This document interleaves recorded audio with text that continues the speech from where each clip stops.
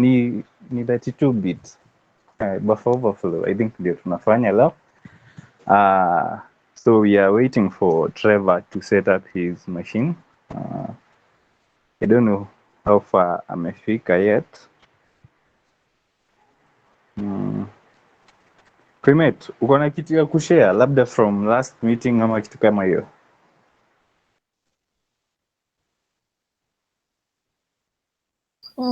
That's what she was sijui kana kumka what went through last week.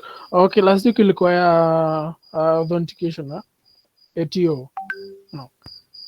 Account takeovers, yeah. So this will be our that session of the month. We had one to start off the sessions with Leo. Ilikuwa about recon, BugBounty based recon.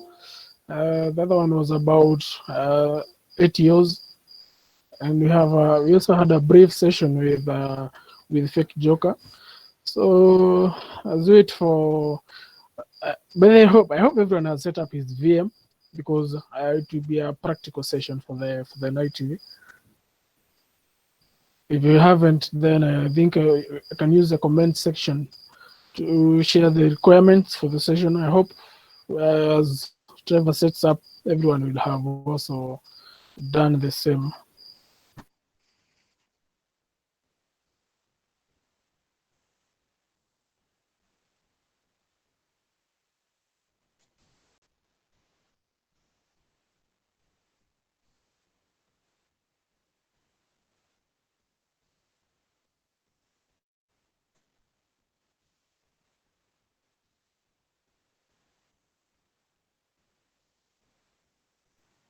So I don't know. Leo tuko na a new guest. Kwa nini? Kuna mtu tunaweza invite atuongeleshe before Trevor malize nini?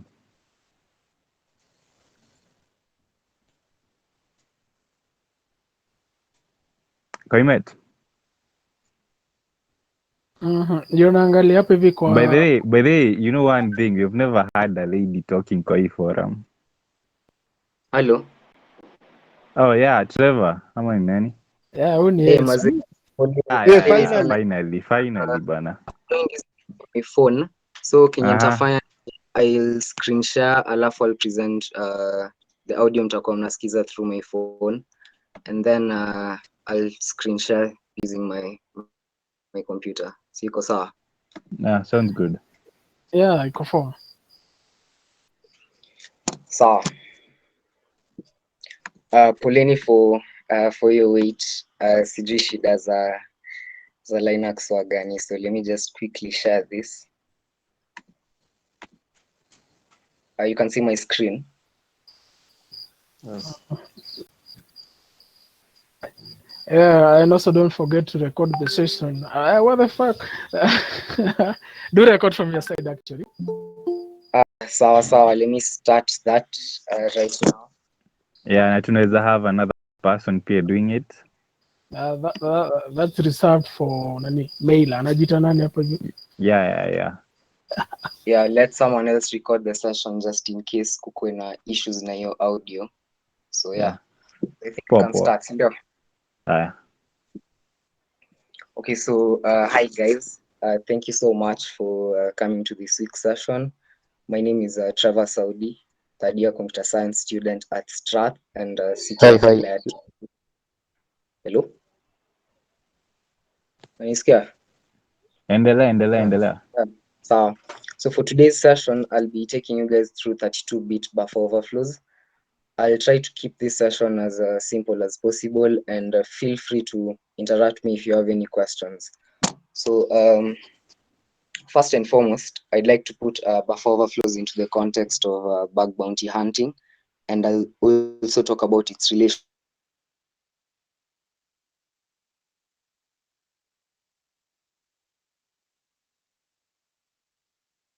code execution lies among the top, owing to how severe the risk is. And buffer overflows usually leads to code execution, and I think that's a good start to this lecture today. While kwa context ya web applications, attackers usually use buffer overflows to let's say, corrupt maybe a execution stack of a web application, and you can send a carefully crafted input to a web app and cause maybe arbitrary code execution. I'll show you here the National Vulnerability Database, how even with the transition from the legacy code bases, you can see that modern applications still have vulnerabilities. Come this buffer overflows. You can see that not less than 3 days ago, we have reports that were already being submitted. Even Adobe Photoshop had such a vulnerability like on April 15th, and these are attacks that are still happening. So now that we have that introduction into place, I hope you have your VirtualBox running or your whatever VM you're using, so that you can start. You have, if you're following through, Immunity Debugger and Vuln Server installed, so you can start. So from this first slide, we have the agenda, or rather the steps that we'll follow throughout the session, starting from the introduction to BOFS, which I've covered, but this time we look at how the stack works. Fuzzing, finding the offset, overwriting the instruction pointer, bad characters, finding a jump ESP, generating shellcode, and gaining root. Don't worry if some of this sounds a bit foreign. We look at these steps in detail and how we can run an attack of our own. So intro to BOFs, what is a buffer overflow? So before we even begin talking about introduction to buffer overflows, let us talk about the stack and its functionality. So the stack is a temporary region in memory that stores variables which have been created by a function during or have been defined by a function during execution. So a stack usually works in a last in first out manner, like a stack of plates. If you want to remove a plate, you take a plate from the top. So the last one that was put is the first one to come out. So last in, first out. And those operations are known as pushing and popping from the stack. So the stack, in this case, you're dealing with 32-bit buffer overflow. So this is 32-bit registers. And the stack usually consists of registers. So registers are like an area of memory that stores data. So for 32-bit registers, they look like this. In our case, we are mainly concerned with 2 registers, the ones that I've highlighted at the bottom, the instruction pointer and the stack pointer. So with that, we can look at the anatomy of the stack. If we divide the stack into 4 components, these 4 components, we're going to look at these 4 components and the relation to the stack. So the stack pointer usually points to the top of the stack at any given time, and it allows us to know where to pop and push data. We have the instruction pointer that points to the next instruction to be executed in memory. I want you to keep this in mind throughout the lecture. The instruction pointer will be very important when we are writing our exploit. And the buffer space is a region of memory for storage, and you have the base pointer that points to the bottom of the stack. So now, what is a stack-based buffer overflow? Now that we have a basic understanding of what a stack is, so a stack-based buffer overflow occurs when a program tries to use more memory space than it has been allocated. And normally, this memory space that you're talking about, or rather the stack size, depends on various factors, which I have listed in the slide, which is like the architecture of the computer on which the program runs, the language used to write it, or the total amount of memory in the system. But okay, I'll use these diagrams over here to explain what this buffer overflow really is. It's good to visualize things. I think that's the better way of understanding stuff. So when you sanitize data correctly, information is placed into the buffer space. You can see it. I've arranged it according to this slide. You can see number 1 to 4. that's how they lie on top of each other when you look at the stack. And as I was saying, when you sanitize data correctly, information placed in the buffer space should never travel outside it. It should stop at the EBP, the base pointer. The base pointer, remember, it points at the bottom of the stack. The stack pointer points at the top of the stack. So it should look like this. This is how, let's say I gave this program 1,000 A's and the buffer space is only supposed to take like 500 A's. Hizo 500 za mwisho should get cut off and we stop just at the EBP. So in this example, you can see that the number of A's gets sent to the buffer space and they do not overflow. They get sanitized and no buffer overflow occurs.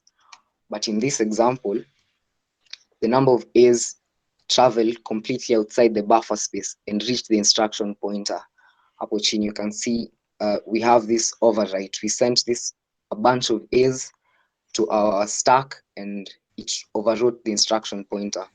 So you can remember how we said that the instruction pointer points to the next instruction to be executed.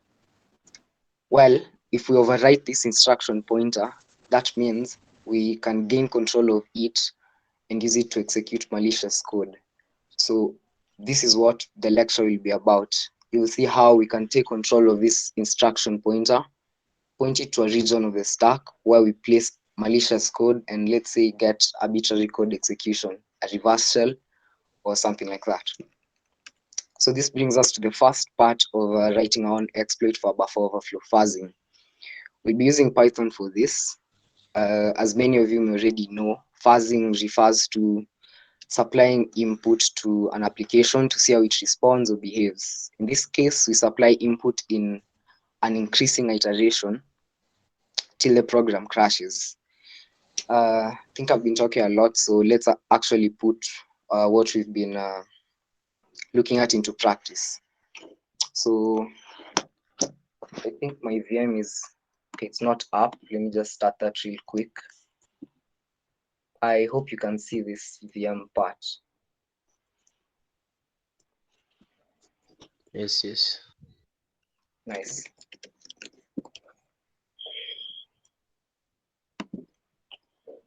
I hope you guys don't roast me with this unlicensed Windows.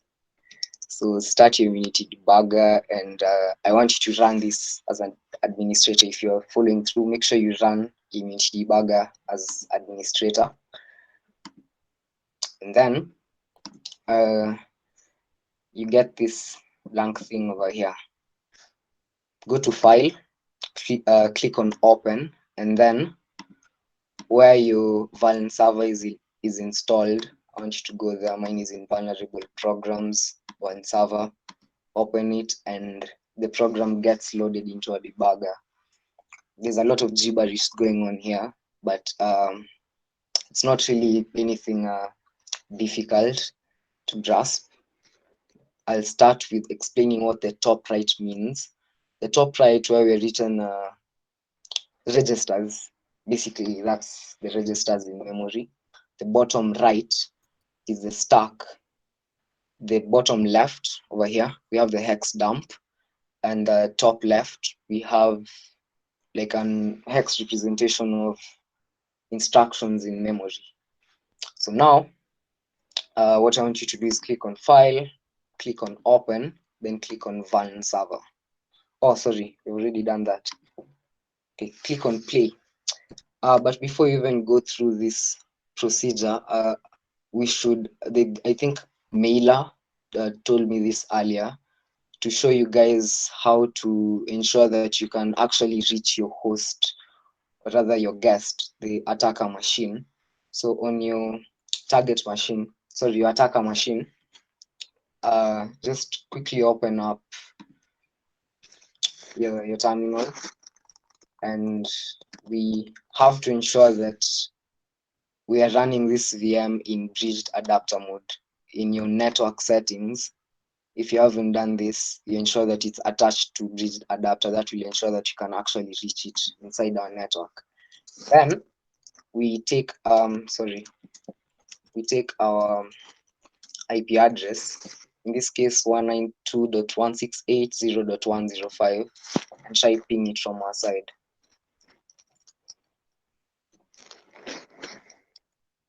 You can see that I can actually reach the victim machine. So now we have to ensure that Vuln server is running. When you actually click file, then open, and you open this particular application. Oh, I didn't explain, sorry. Vuln server is a vulnerable application that was written for the purpose of looking into exploitation or exploit development. It is a TCP application. So yeah, we can accept connections and send back maybe data or something. So now that Vuln server is running, Vuln server always runs on port code 999. So we use netcat to try and actually reach Vuln server and see if first of all we can reach this victim machine or the server. And you can see welcome to Vuln server, enter help for help. So when you type help, you'll see these commands here: stats, time, whatever. So what we are basically doing in this tutorial or this walkthrough is exploiting one of these commands. That's what Vuln server was built for. So we have a command like tran. We pick tran and maybe send a bunch of bytes that will try crash this application, and follow through and see if we can exploit the buffer overflow vulnerability. So in our case, we're dealing with tran command. So maybe if you type something like tran, it says it accepts maybe tran value, maybe 10. You can see tran complete. If we go to our VM, you'll see that we received a client connection from this. This happens to be my IP address. So now that we've ensured that we can actually reach this target machine, let's start scripting something that will crash our application. We'll do this in Python.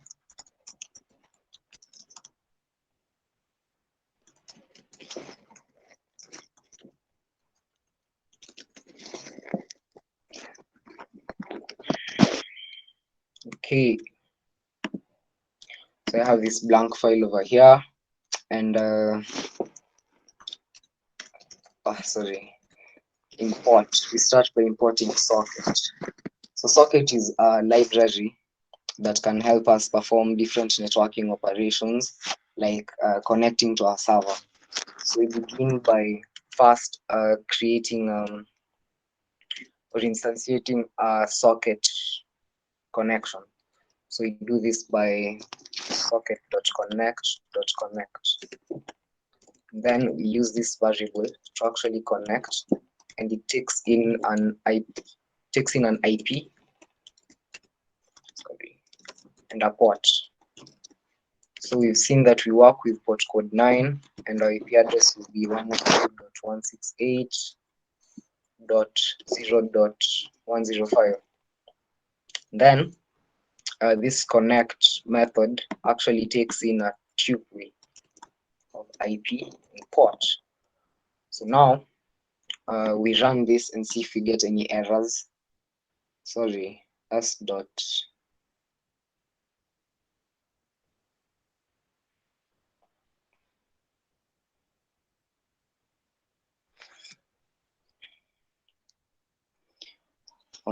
getting an attribute error. Sorry, it should be socket. Yeah, that works. So when you run that, you see that we don't get any errors. Go back to your server and you see that we received some connections hapa. So now we start fuzzing. So when you fuzz, this is the goodness of using Python 3. They introduced byte arrays. Okay, byte arrays have always been there, but they made it really easy to use them. And in our case, we'll be using we'll do this. And then, since you're fuzzing for the tran command, we have to send this command to our server. So prefix. Although I've done this prior, I've done this before, and I'll show you why I'll be doing this. So here, kwa prefix, we'll write tran, but not just tran, but it will look something like this. Tran / dot full colon /. I'll show you how you do that. And then we'll send this prefix to our server so that we can actually start interacting with the tran command.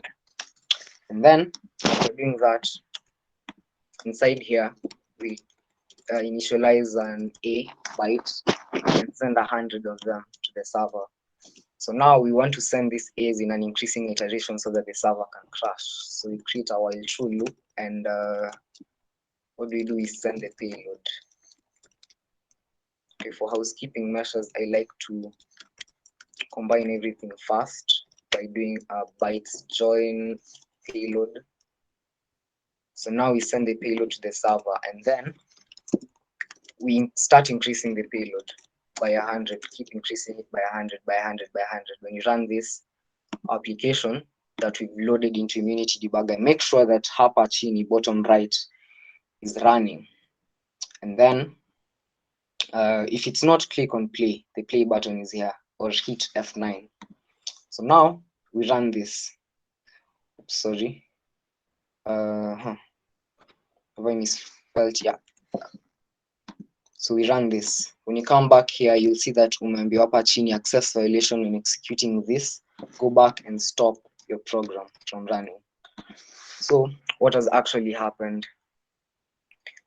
We sent the tran command and a bunch of A's to the server, and the server crashed. But why? Why did the server crash?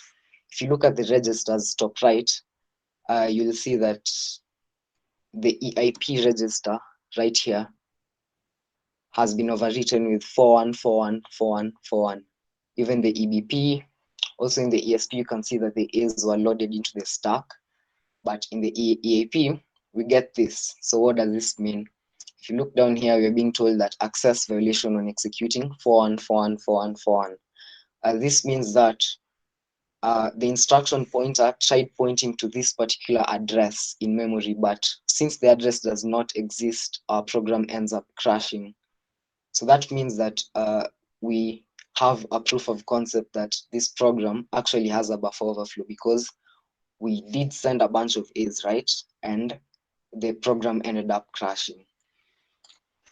I told you I'll tell you what this tran, whatever, so this / dot weird thing looks like here, what it is. Maybe I won't be able to prove it right now, but when you try spiking or sending this command without the exploit, without trying to overwrite anything, you'll find that it's written like this inside this register. So you have to represent it like that when you're writing the exploit. So now that's it for fuzzing. We found a crash to the application. So our next step will be actually to find the size of the crash. How many bytes did we send? Approximately how many bytes did you send to application to make it crash? I like to do this with Python, the idle terminal. So we go back here, and then go to the stack, right click on the stack and click following dump. You'll see the bunch of A's represented in hex that get loaded into the stack, bottom left. Here on the far left, you can see the address of where the A's start. So what you do, you come over to your terminal and you type that address in, starting with 0x. Then you have 0183, and then F200. And then we go over down till where the A's end. They end here. So that's 0. Sorry, I think I mistyped something here. So here we have 0 0x 3 FDB0. So what you're going to do is subtract these two values, and what this basically does is it gives us the number of bytes that we sent to this application, starting from where you can see the command, the churn, then the A's that we sent to the server, and where the A's stop, where we stop the application from running. So we sent approximately 2992 bytes. So we can round it up to 3000 bytes and actually represent this as a total length that we sent to the server. And we'll keep that there for future purposes. So now we can move on to the next step, which is finding the offset. So now that we can overwrite the EAP with approximately 1 and 3000 bytes, we can use some Metasploit tool to find the exact position of the overwrite. And by this I mean that, yes, we sent 3000 A's and the application crashed. It crashed because we overwrote the EAP, but we don't know the exact number of bytes before the EAP, before we actually overwrite the EAP. We have to know the exact number of bytes before we reach the EAP. And to do this, we have tools that can help us. We have Metasploit's pattern create and pattern offset that can actually be used for this. So now we can go back to our terminal, and I'll show you these tools.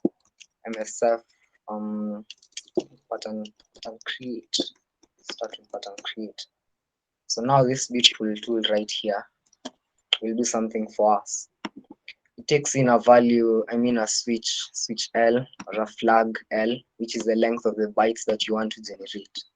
So in our code initially over here, we can actually make this in. We don't need the while true anymore because we've proven that we need 3000 bytes to crash our application.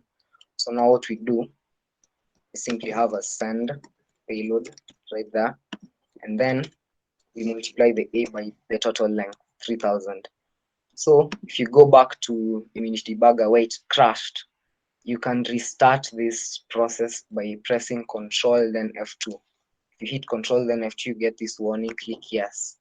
It restarts. Click play again, and let us actually prove that we needed 3000 bytes to overwrite our application, or approximately 3000 bytes to crash the app. It runs successfully, and you can see that we get the crash.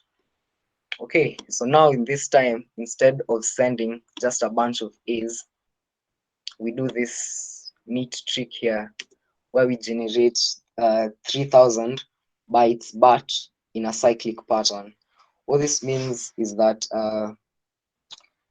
if you look at this pattern that is being generated here, it's nothing special, it's just a bunch of bytes. But for every 4 bytes in this cyclic pattern, you'll notice that they don't repeat. A0, 0A. If you search for this hapa ndani everywhere, you won't find it. If you search for A1, AA, you won't find it. If you search for this, you won't find it. You won't find any repeating patterns. And why is this so? Well, the reason we do this is that since here we send several A's, 3000 A's, and our EAP gets overwritten with this A's 414141. I forgot to show you something. This 414141 is actually the bytes representation of A, as you can see down here. I hope that's visible enough. Down here you can see the A being represented as 41 in hex. So now this value here in the EIP, what that means is that within our 3000 bytes of A's, that particular value, that the A's that we have in the EAP, they are somewhere within this 3000 bytes, but we don't know where. That's why we use a cyclic pattern. If you use a cyclic pattern, and let's say we are searching for something like BC3, BC, we'll find it because that's the only occurring bytes in our program. And that's the function of using the pattern create and pattern offset to actually find where this crash occurred. So we copy this, go back, and instead of having that for now, we'll have this. Jen, right now, what are we learning? Sorry? Okay, let's continue. Okay, you paste that in there, and then Trevor, make sure that, yes. na ni nini tunasoma ndio nimejoin sahii? Today we are handling a 32-bit Windows buffer overflows. Okay, continue. I'll share some slides with you so that you can pick up from where maybe you got lost. That's okay. So now we have these bytes that we generated, the cyclic pattern. So we make sure that we've restarted the program and it's running, and then we send this payload to our server. So if you come here, you'll find that the EAP has a new value, 367443335. So this particular value that is here is a hex representation that we will find within the cyclic pattern that we generated. So we copy this selection to the clipboard, right click and click on copy selection to clipboard, then go back to the terminal. And then instead of using pattern create, this time we use pattern offset. It takes in a value Q and you paste in the hex value that we found there. Sorry.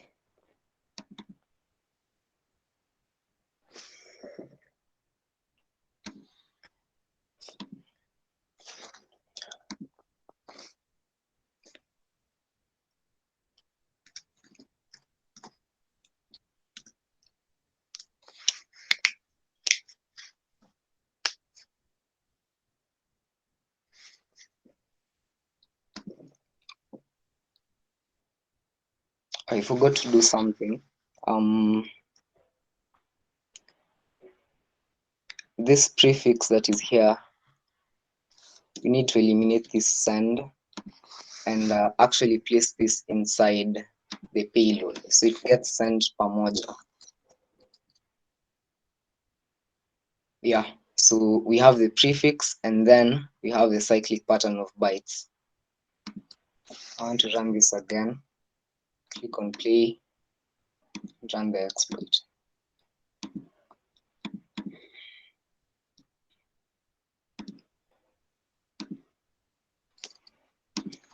So we just repeat the process.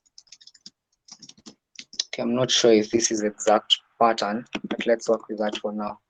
2147 bytes. So this means that we have exactly 2147 bytes before we reach our instruction point. So what we come and do, we say offset equals to 2147, and then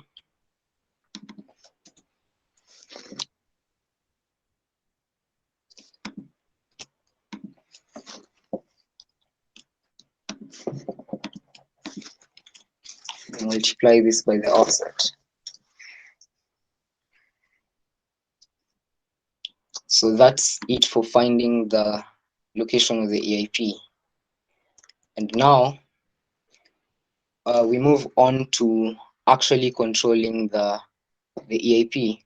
So now that we know we have this exact number of bytes before we actually reach the instruction pointer, we can try modify our code slightly to confirm that we have control of the instruction pointer. We do this by adding an extra 4 bytes. We know that we have in our exploit it says 2147 bytes exactly before we reach the instruction pointer. The instruction pointer has a length of 4 bytes. So to overwrite it successfully, we simply add 4 bytes after this offset. That will tell us if we actually overwrote the API. If not, we can try and modify our exploit a bit, maybe debug for errors or something that we may have missed in the way.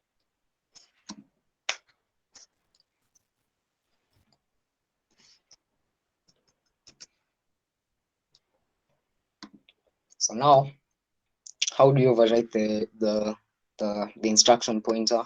We simply add something different, a number of bytes that will show on the instruction pointer to actually prove that we overwrote it. We add these and we multiply those by 4. I hope I didn't miss anything. So let's try run that. Okay.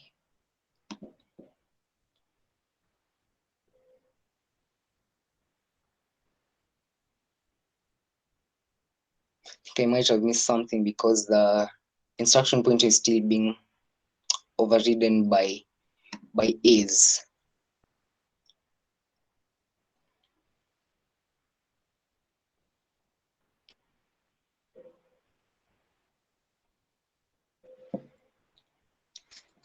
I'll try to debug that a bit.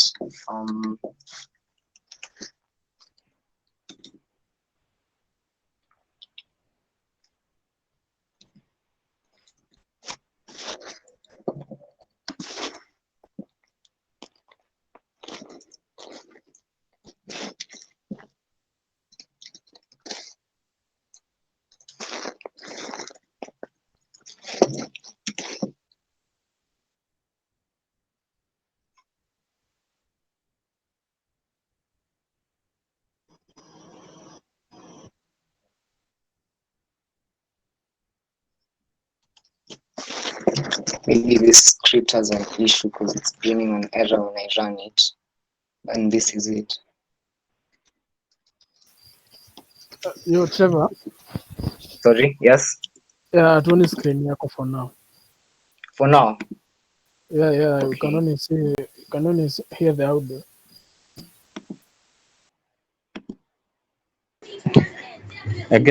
I can actually see it bado naiona, sijui mbona ni wengine mlioni. Can you see it right now? Actually, mi nilikuwa I've naiona been seeing it pia. the whole time. Me too. Okay. Okay, so I'll try redoing this process for actually sending the 3000 bytes because the script I was using, I think I might have mistakenly done something wrong hapo. I'll send this again.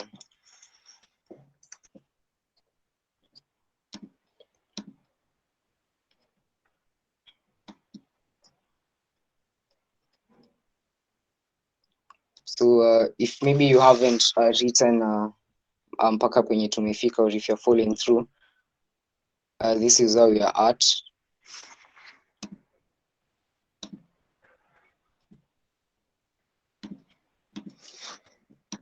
Okay, so let me try that again.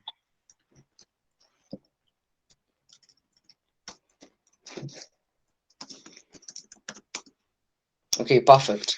So I had mistakenly modified my script, I think, when I was working with it earlier. That's why it was giving correct values. But we start by creating the length of the bytes, 3000 bytes, and then we find this hex. Why is this hex inside this particular byte? Let's say it's here. So that means if it's here, this means that everything before it, from here, going back, is 2003 bytes, and that's the offset. The offset is at 2003 bytes, meaning just before that, we have 4 bytes that we need to overwrite so that we can actually take control of the EIP. So we modify this to 2003, and then we can still work with A's, multiply the A's by the offset, and then try proving that we can actually take control of the EIP by adding 4 B's just after the offset. So we control F2, ensure it's running, click play, and then run this. So if you come back here, you'll see that the EIP has the value 42424242. So that actually means that we have control over the instruction pointer. If you check \x42, you can see that it's a B. So now what does this mean for us? This means that we can actually start injecting particular maybe an instruction that does something, maybe hijacks the control flow of our program. But before that, let's talk about something called the bad characters. So now what are bad characters? Bad characters are certain bytes that cause issues when developing our exploits. And when we inject shellcode to our program, we usually inject it in form of bytes. We'll see that at the end.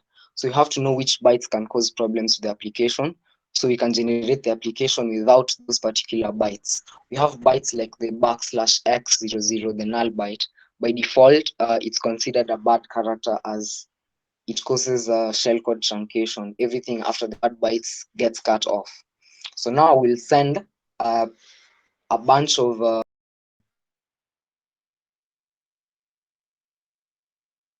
of characters to our program and inspect the hex dump to see if the continuation from maybe 1 to 255, which is \xff, is correct. So if that doesn't make sense right now, I'll show you using something called the struct module in Python. The struct module is a really beautiful tool, or rather a library, and it's an inbuilt library which makes things way better. So basically, it's used to interpret bytes packed as binary data, and it has really important functions like struct.pack, which is what we're going to be using. So in our case, we're going to use something called list comprehension in Python to actually generate our bad bytes. So import struct, and then right after we can put it here, call them bad chars. And I think for x in range 1,256, and then struct.pack, you can pack the bytes in Little Indian format. What Little Indian means is basically machines are usually represented in this particular format that aligns bytes. Depending on the machine you're using, you can have a Little Indian or a Big Indian. I don't know if there are the Indianness in machines. Big Indian means that the most significant character is represented, I think, at the first, or rather at the last, and the Little Indian means that the most significant byte gets represented at the first. You can check the Indianness of your machine by doing a CPU and grep byte order. You'll see that my machine is a Little Indian. So now, Excuse, Trevor. Sorry. I can't see the screen. You can't see the screen? Yeah. Hey guys, if you can't see the screen, just click on that pin, Akoka pin.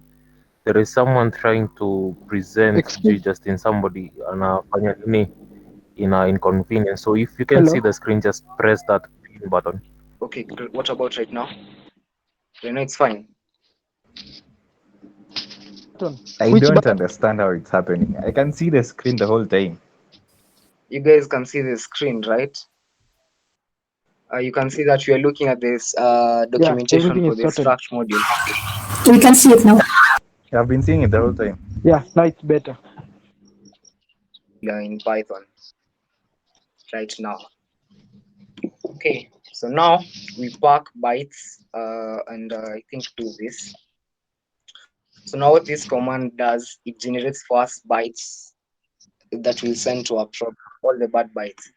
Or if you maybe don't want to write all that code, you can search for bad chars and look at maybe code that was written. They usually put like something like this, 0, 1, and it goes all the way to FF. That's 1 to 255. Can use this, but for my example, I like to depend on what Python has to offer. So for now, join this, and you can print this as a TST to actually see that the bad bytes are generated. And yeah, you can see it ends at FF starts at 0, 1, 1. That's perfect. So now what you do, you append the bad bytes. You can do it maybe after this is append the bad bytes to our program. Make sure image debugger is running. Click on play and run this. So this gets sent to our program. And now what we can do is we go back to the stack. And you'll see something down here, something interesting. I want you to look keenly. You'll see all the bytes that we sent to the program, starting from 1 to 255, which is FF. So by bad bytes, what do I mean? I mean that if you start from 1, 2, 3, 4, 5, 6, 7, 8, 9, A, B, C, D, you'll reach at a particular byte that has like an invalid continuation. This is not the best example to show you, and for that purpose, I actually went ahead to find something that has bad bytes. I don't know if you can see the difference between these two pictures. There's this first pic, this one, and there's this one. So if you look at this second one, right from 1, 2, 3, instead of having 4, 5, 6, we have B0, B0, or just something else that wouldn't make sense if you're dealing with other programs. And right here, we have them all highlighted, all the bad bytes in our program. So during exploit development, you'll have to exclude these bad bytes when generating your shell code, or maybe doing something called egg hunting. But in this case, you're having a vanilla buffer overflow, where we don't really have any memory protections or things that will give us headaches like bad bytes. So we are lucky for this part of the exploit. So we'll just have to comment this out. Then we move over to finding the right module. So what does finding the right module mean? Okay, so now we know that the program does not have bad bytes, right? So we can begin to find something called a jump ESP instruction. So in assembly, a jump ESP instruction is an instruction that takes us to the top of the stack. And this jump ESP, it will have an opcode representation, or the hex value for a jump ESP in assembly. That particular value is what we will overwrite the EAP with, and you'll see what that does. Something very interesting. If you overwrite the EAP with the jump ESP instruction, the control flow will be redirected to the top of the stack. And at the top of the stack is where we inject our shell code to be executed. Perfect. So now that we know what a jump ESP is, I'll show you something interesting. It's called the Mona modules, or rather Mona, I think. Yeah, Mona script or something. So Mona is a Python script that can be used to speed up specific searches while developing exploit. It's a fantastic tool that helps exploit development be easier. So if you're following through again, you'll need to download this particular zip file, and then, okay, since you're doing this inside the VM, you just go to Chrome,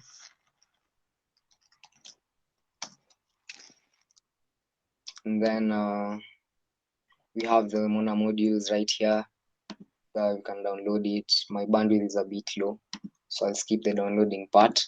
Then you go to where you have Mona and zip it, and you'll find something here, the mona.py file. It's the Python file that we'll copy, and we go to where we have Immunity Debugger installed, or whatever debugger you're using. I think it should work just fine.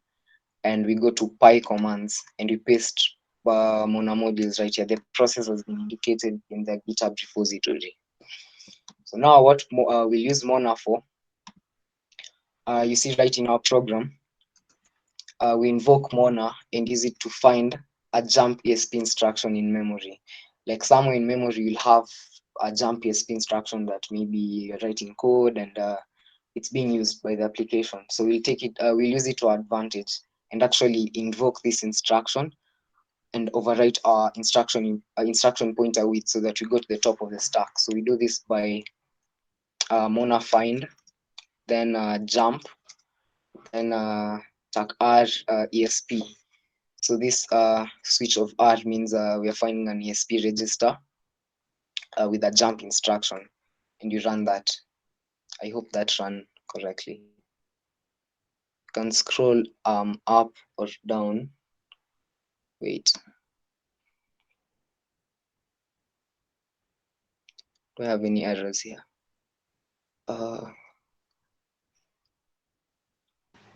Kindly zoom in on your screen, please. Just zoom in if possible. I don't think I can zoom in on Windows, but I'll try go full screen. I'm not sure if you can see this.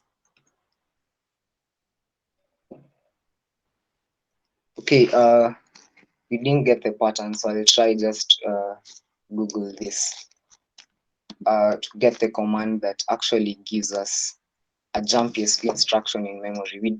By the way, we don't have to use Mona to get the jump ESP. You can do a Mona find -s ffx. This means that this is the opcode representation of a jump ESP instruction. You can do this is what I think I was doing, or I was doing the wrong thing. Mona jump. Oh, okay, doesn't have a find. Okay, interesting. Oh, what's happened to my VM? Okay, they did a Mona jump -RESP. Okay, so now I don't know usually what the problem is with Mona, but once you run a command correctly, it usually takes you back here. So you can just invoke Mona again, go back and see if Mona gets us a jump ESP instruction in memory, and it does. We have a couple of them, and something important to note is that these jump ESP instructions don't have any memory protections. Otherwise, we'll have a headache, maybe trying to evade a structured execution handler or randomization of addresses in memory, the ASLR, and other things. So in our case, we can usually go with the first one. You have ASLR false, rebase false, and all of that false, meaning you don't have any memory protections for this particular module or this jump instruction. So we right click and copy to clipboard the address. So this is the opcode representation of the jump ESP. We go back to our code, and now instead of using our 4Bs, we'll use that value. But remember something that I told you at the beginning, something called Indianness. Indianness represents the byte order, the byte alignment in our machine. So in this case, we're dealing with little Indian. So we have to pack our bytes in a way that if it goes to this program and gets unpacked correctly. So that's the goodness of struct. So struct will help us deal with those nicely. So we'll come here and our new EAP will be equal to, we can invoke struct and call the less than I that simply packs in little Indian the integer that we give Harper. We give this integer, it will be packed in a little Indian. So we can print this to actually confirm, like a POC. I like to do this little debugging thing when I'm writing my code, so you don't have to debug a major part of whatever you're writing. Let me just can press Alt C to go back to this window. Control F2, press play, and let's run this and see if we, yeah. So now what happens is the bytes get represented from the most significant bit to the least significant bit yenye iko huko mwisho, AF, then 11, and then we don't get these others. Python does that, represents as printable bytes hapa chini, PB. So now that we have the new EAP that we'll work with, we simply just, and it's in bytes, mark that, we don't have to convert it. So after the offset, we overwrite our program with a new EAP. So now we have to verify that we actually hit that jump ESP. So what I like to do is just Control G and enter that bytes that you have, or I don't know if there are any other shortcuts, but Control G, enter the bytes. It takes you to this jump ESP. So at least you can see that the opcode representation was correct. It gives us a jump ESP, yes. So we press F2 and set a breakpoint so that once our program runs and hits our instruction pointer will be pointing at the jump ESP instruction. So instead of continuing, since you are at a breakpoint, the program will stop. To verify that that is actually correct, let's run this. And we see down here, breakpoint at that function dot that address, and we actually hit the breakpoint. You look at the EAP, it says 625011 AF, which is the opcode format for our jump ESP instruction. We hit the ESP, the jump ESP. So now what we do, we step through the code and actually see that the jump ESP will redirect the execution flow of our program to the top of the stack. So you can, I think it's F7. Yeah, F7. Yeah, so when we step through that code, it's stepping through code is like running one instruction. We run that instruction and it gets us to the top of the stack. And this is what the top of the stack looks like. To verify that I'm not lying to you, if you scroll up a bit, you'll see something, increment ECX. ECX is a register where the A's were placed inside. They're placed inside here, and it's right above the stack. So now that we have actually taken control of our program, we now have control of the EAP. Let's put it into use and move on to, I think it's one of the final stages of exploit dev, generating the shellcode. So a shellcode, what is a shellcode? A shellcode is basically a piece of code or a set of instructions used to perform a given instruction or a given function on our target machine. And in this case, we generate a shellcode to give us a reverse shell on our machine. So we'll use MSF Venom, which is in the Metasploit framework, to actually generate a shellcode for us. And this is the command. I wrote it here so that I don't have a hard time writing it, but my colleague gives me autocomplete. Remembers the command. So MSF Venom, and it gives us this. I'll explain what this means. This P means the platform that you're working with. We're working with a Windows non-staged reverse shell, a TCP1. Localhost is the IP of our machine. My machine's IP is this. Lport is the port you want to receive the connection back to. Switch E. E means, what does E mean? I think, is it exploit? Most probably. Times 86, Shikata Ganai.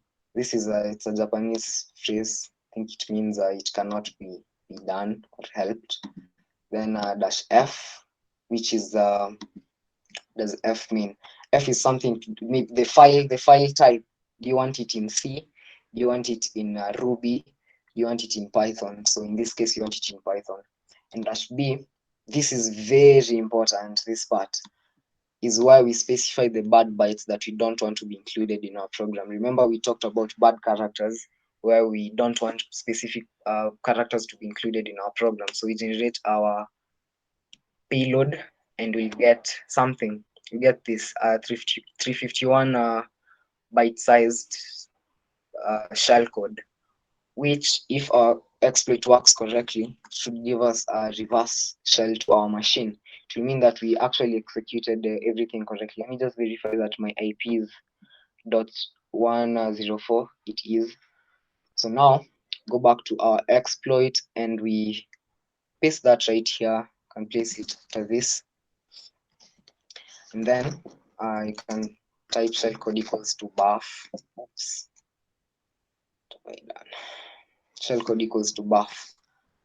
So now we have our shellcode in bytes and we place it after the new EAP. But we have this standard practice when doing exploit development. You just don't want to go to the top of the stack and run your shellcode just like that. There's something called the NOP, N-O-P. NOP means no operation, and it's represented by a \x90, and this particular byte means don't do anything, no operation. So when our program sees this byte, it just executes it, moves to the next instruction without doing anything. So when you have a NOP sled, they usually refer to it as a NOP sled because you put it somewhere and you simply just slide down to where your exploit is located. So this NOP sled sort of stabilizes our exploit. It ensures that you actually hit the shellcode that you've provided. So we can have it maybe up here. NOP sled equals to \x90, and then we put the shellcode after the EAP, meaning you see here is where we get taken to the top of the stack. So we put on NOP times 16. And let's do it right here. put 16 bytes of no operation, and then that is when we hit our shell code. So now ensure that this is running. Click play. Let me ensure that there are no bad bytes here. Yeah. Okay, so now go back to your machine and initiate a netcache connection back to code 4. If you run our exploit and our exploit actually works correctly, we should get a reverse shell to our machine as the current logged on user. Wait.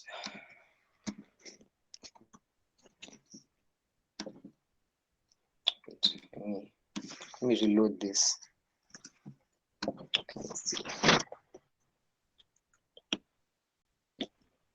Oh, sorry.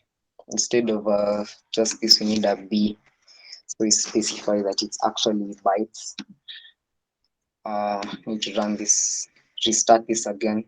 Usually when working with the debugger, you'll have these frustrations of keep on restarting it and stuff. So restart it and run the payload.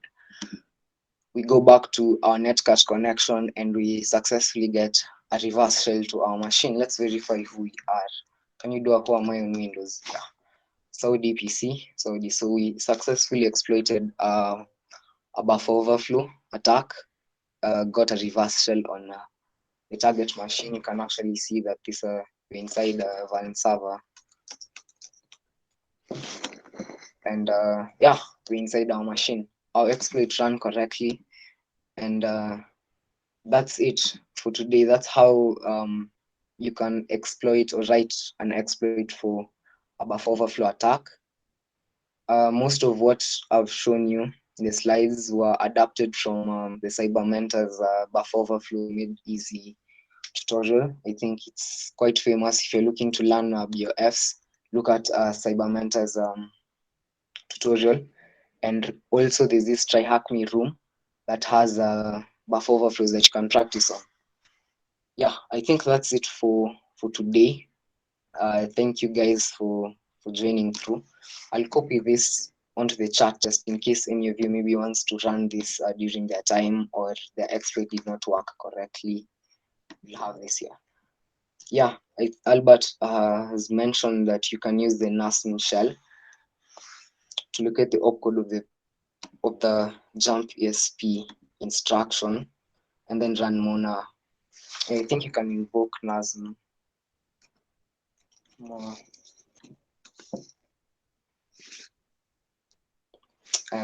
Not sure what the command was, but jump ESP. Yeah, if you type jump ESP, it gives you FFE4, and you can use this in your program instead of yeah, you can use FFE4 instead of jump ESP and use Mona to find this opcode in the program. So yeah, that's it for today. Koimet.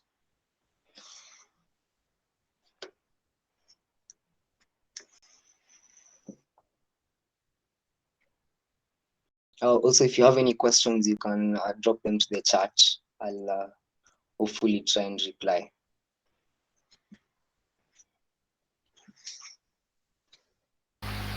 I hope I'm audible. Yeah, you are. Okay, so that was an awesome session. By the way, your code yako ijafika like the whole of it from my side. Sorry? The code imekuja kaa nusu. Or is it the whole of it? Oh, it's been truncated. Wow. Truncate mingi. I'm not sure if it will go yote. Let's see. Confirm.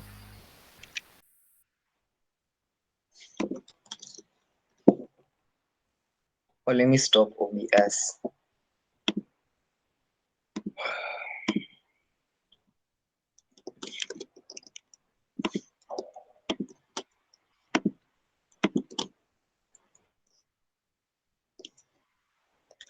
I don't think it will come all of it.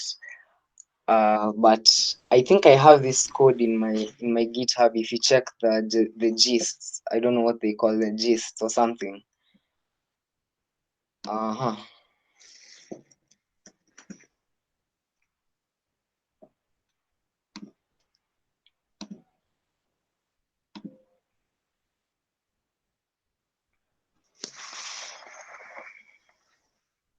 Yeah, if you check the gists, you'll see an exploit I wrote for this a while back. And this is for which command? Well, it wasn't for the tran command, but if you're looking to maybe recreate this process, you can use this as maybe a skeleton code to maybe go through what you're doing. You can actually share the gist on the chat TV so that when you have to put up for now.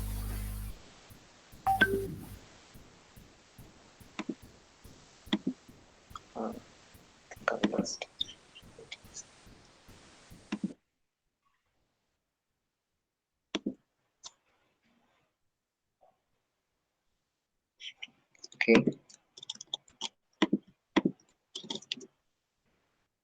Okay, I'll send one on WhatsApp. So for those who are usually with us, Pale BugBounty KE, you can check through that. You can use this. Oh, quite much. I've been told to stick to English. I'm sorry if maybe I said Swahili words that someone couldn't understand. But yeah, this is the gist for this command. This I've sent it in the chat.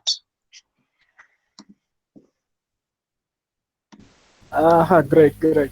So I think that's the end of our session. Next week we'll be having David Wambia with I think alisema okay, kuna mtu anasema elewi Swahili. So David will be presenting on BugBounty Recon with Shodan. I think when Leo covered his session, I could include Shodan. So you have an in-depth session of it. With that, I don't think I have anything to add. Unless someone has any questions, the floor is open for the next 5 minutes, then we close off. You can start now.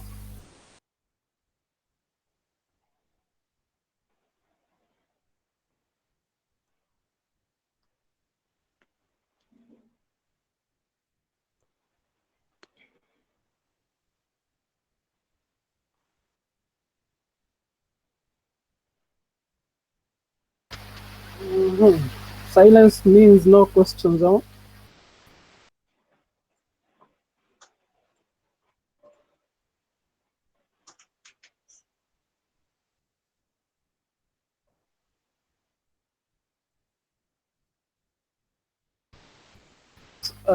Eugenia, yes.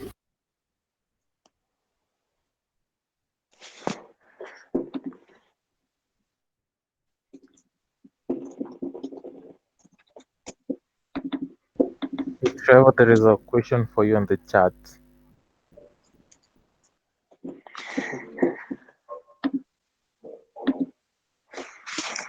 Oh, I can see I'm being asked if I've gotten a BOF in BugBounty. I have not. I'm looking to get something with what I've actually shown you is probably how do I say it?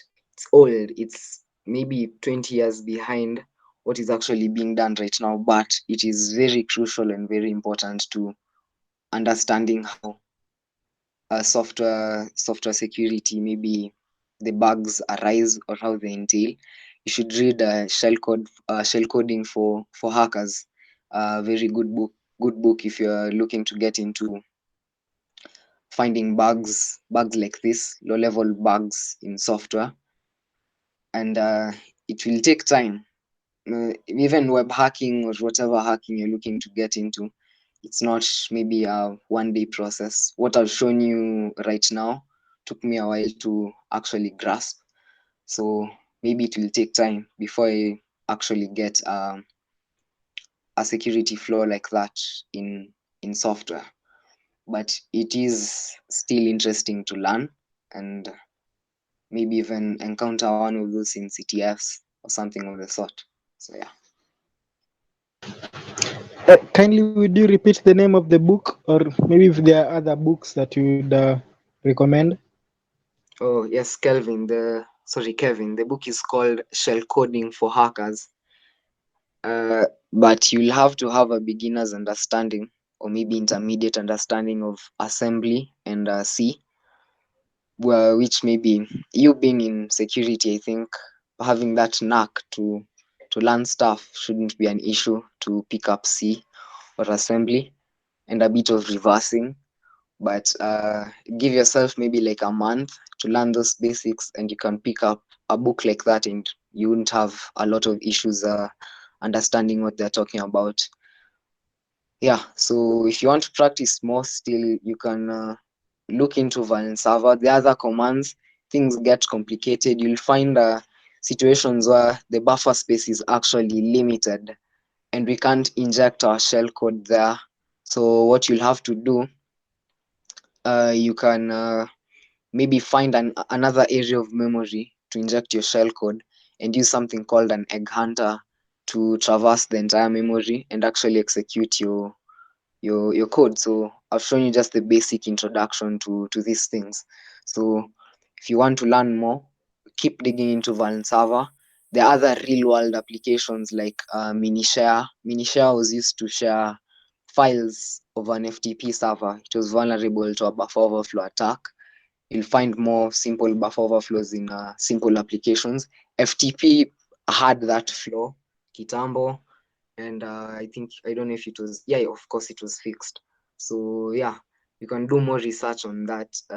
You'll most probably find maybe low level stuff interesting, if that's the thing for you.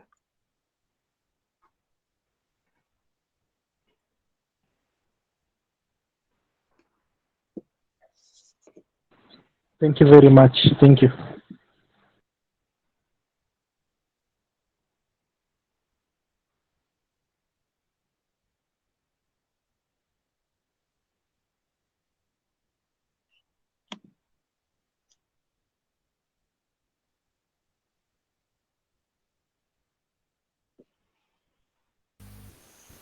Any more questions, David?